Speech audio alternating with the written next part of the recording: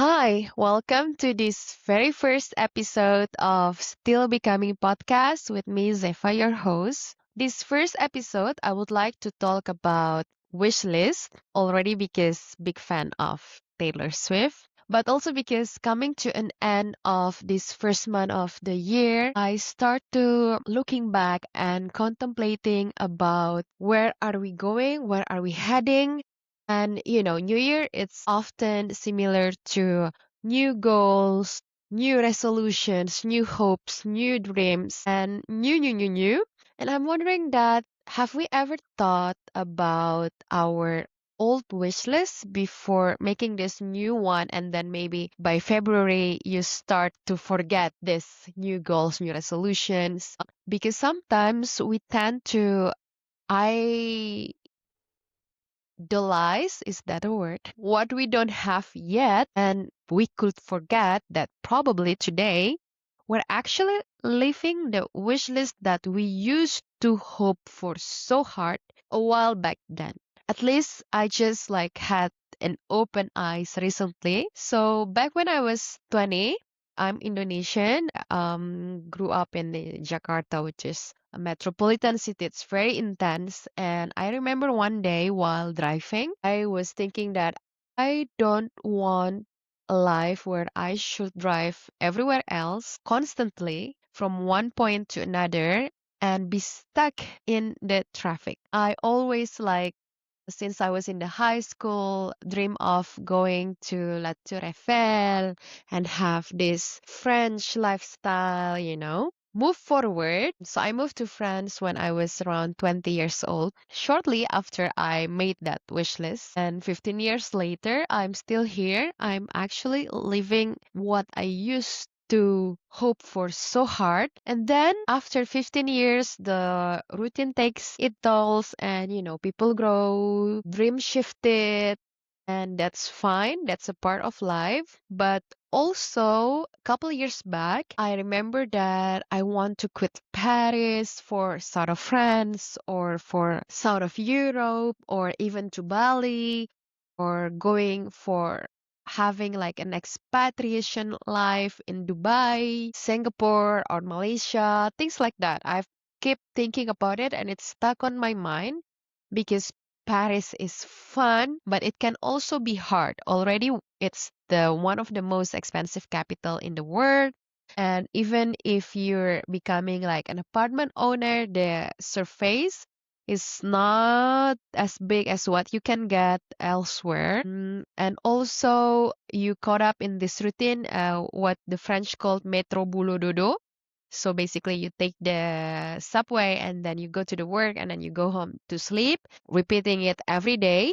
And then people here are often grumpy, they like to complain, etc., etc. So lots of negativity. And I was thinking, I don't want this anymore. But recently, when I was in Dubai, Riyadh, and Cairo for 2 weeks for my work, this is where I suddenly realized that the expatriation I wish for, actually, I've been doing this for 15 years. And when I was in Dubai, things that I miss the most is the flexibility and spontaneity to just be able to go downstairs, going to your bakery, or, after the long day at work, visiting all those malls. What I want to do is just to walk to digest, walk to breathe and listen to audiobook, walk, before going home.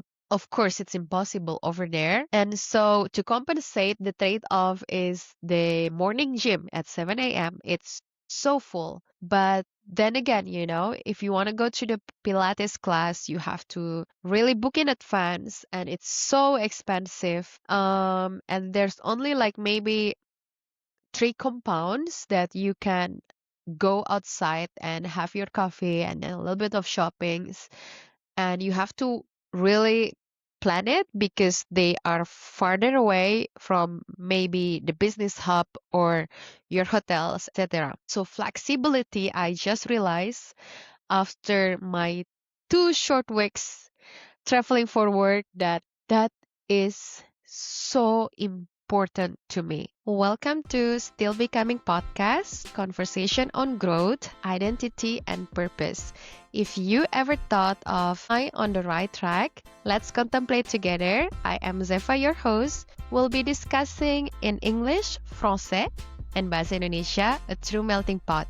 Make sure to subscribe to Still Becoming Podcast and listen to the podcast on Spotify or wherever you get your podcasts.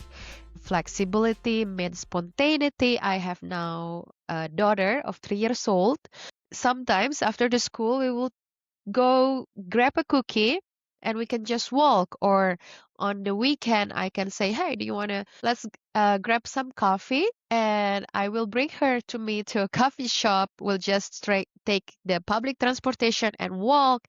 And then there always public park everywhere, so easy to access. So flexibility and spontaneity, I just realized it's one value that I have come to appreciate after living 15 years in Paris. And I know for now that this is a trade-off that I'm not willing to do. And also on my other work trip, there's this young student, 20 years oldish, looking at me and saying like, oh, you're Indonesian. How does it feel working in Paris with such a dreamy eyes? And looking at that, I'm like, this is Zefa when she was 20 years old. This is my old wish list. And I'm actually living it now and seeing this perspective from a 20 years old. It's grounded me. And I'm like, I dreamt of another expatriation, going to Hong Kong, to Bali, to Dubai. Well, actually,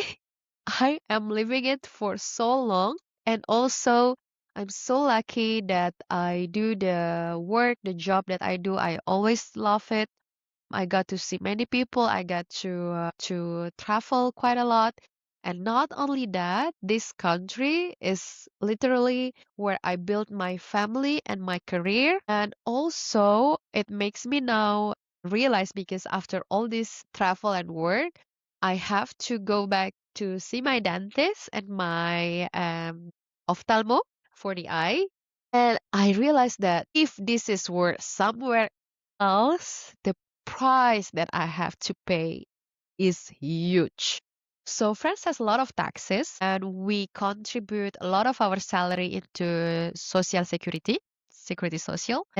But trust me, because I have endless appointment with dentists and with the ophthalmo, it's literally really beneficial. I paid nothing compared to the things that I should have paid.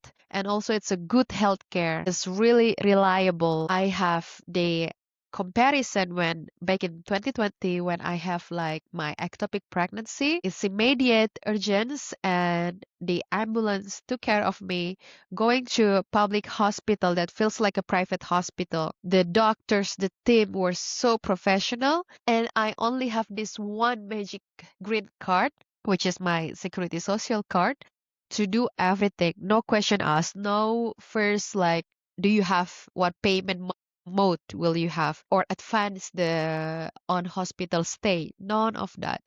So number one, flexibility and the capacity to be spontaneous. Number two is the healthcare system. Having my background in back this 2020 and also having a daughter, I want to be sure if something happened, I must not worry about this.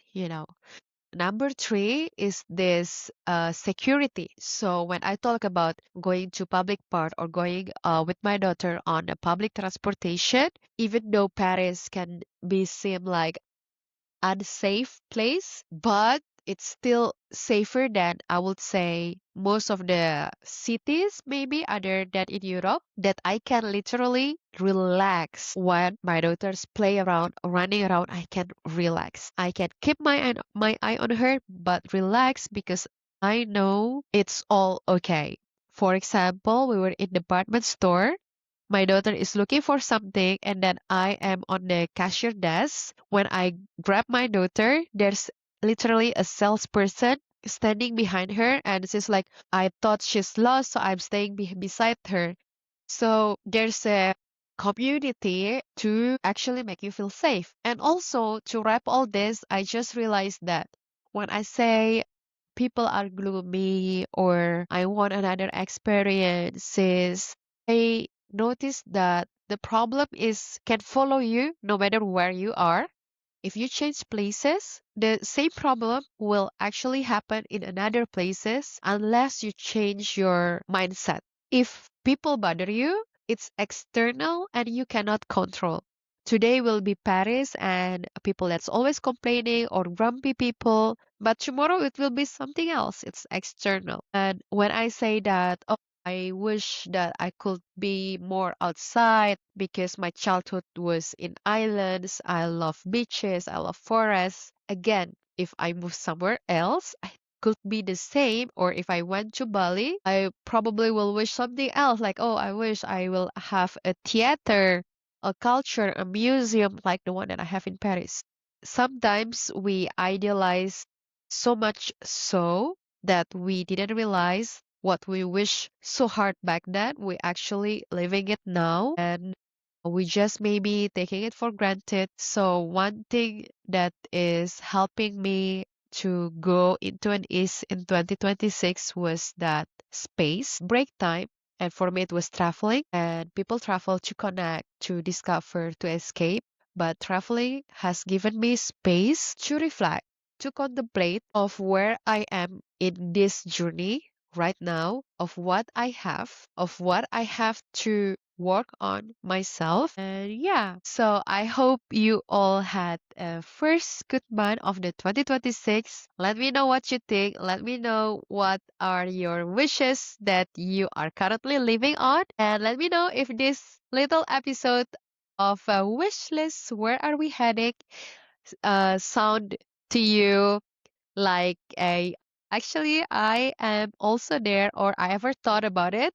Let's discuss together and I hope to see you in the next episode. Make sure to subscribe to Still Becoming Podcast and listen to the podcast on Spotify or wherever you got your podcasts. See you.